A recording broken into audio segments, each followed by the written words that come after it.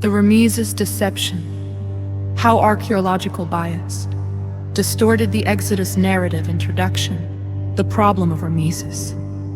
How were scholars and skeptics able to deceive the public regarding the historical validity of the Exodus? The answer lies in a deliberate misreading of scripture, specifically the mention of Rameses in the biblical text. Critics have long argued that because the Bible names Rameses as a city during the time of Moses, the Exodus must have occurred during the Ramesside period. When archaeological evidence failed to support an exodus during that era, these same critics declared the biblical account historically invalid. However, this argument rests on a fundamental error. The exodus did not happen during the time of Rameses. The biblical reference to Rameses is not a chronological marker, but a geographical one, a later name for an earlier location.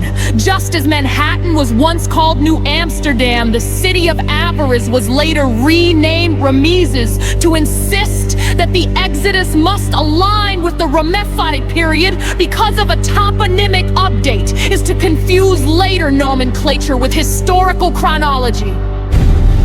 The archaeological cover-up.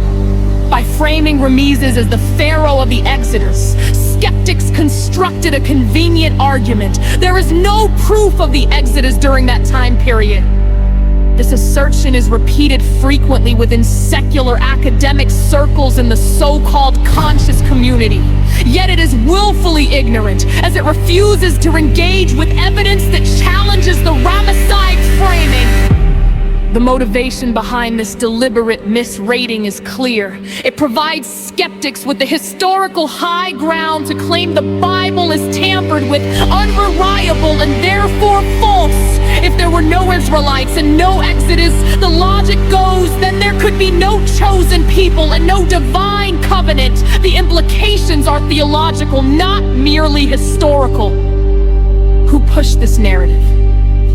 The origins of this distortion trace back to a specific source. Manetho, an Egyptian priest and historian from the 3rd century BC, Manetho was not a neutral chronicler. He was an Egyptian nationalist with a grievance against the Israelites, whose God had humiliated the Egyptian pantheon. He wrote his Egyptiaca with the explicit purpose of distorting Egyptian and Israelite history to prevent future generations from recognizing their shared heritage.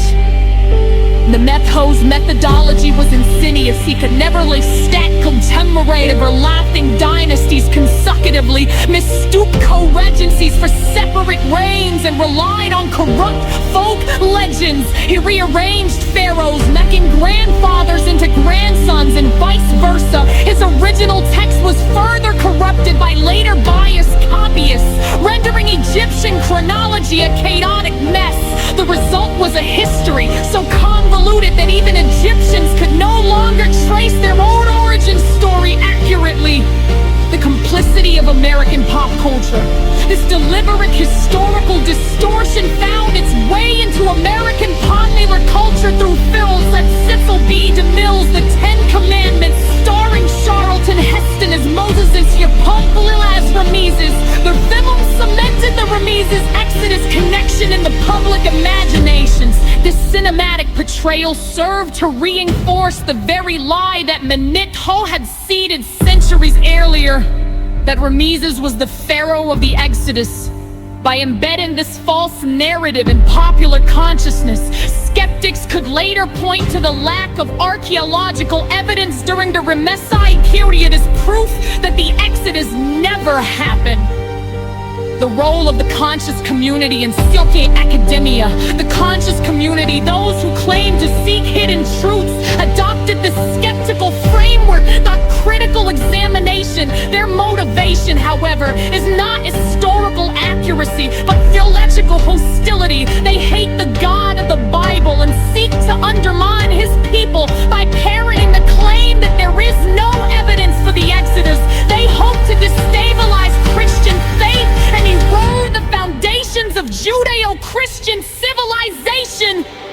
Similarly, secular academics, many of whom are atheists and some of whom are Jewish atheists, have perpetuated this distortion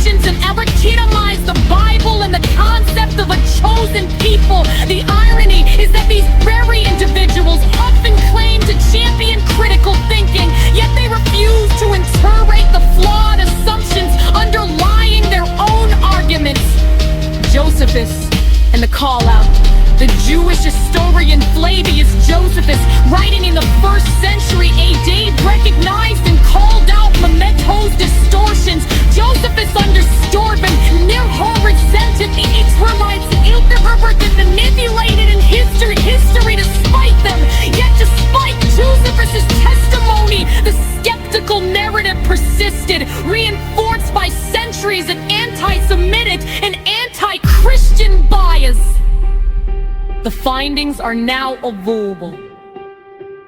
Today, archaeological discoveries have confirmed what believers have long known. The Exodus occurred, but not during the Ramesside period. The city of Avaris was the true location of Israelite settlement, and the Exodus aligns with earlier dynasties. Despite these findings, skeptics refuse to change their position.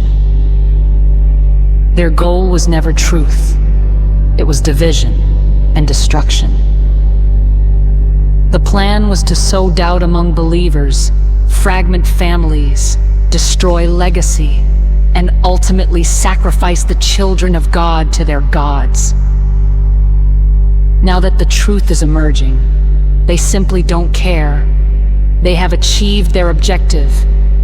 The church is eviscerated, families are broken, and the faith that once held communities together is in crisis. Conclusion.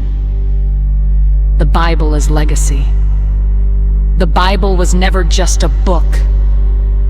It was the foundation of identity, legacy, and continuity.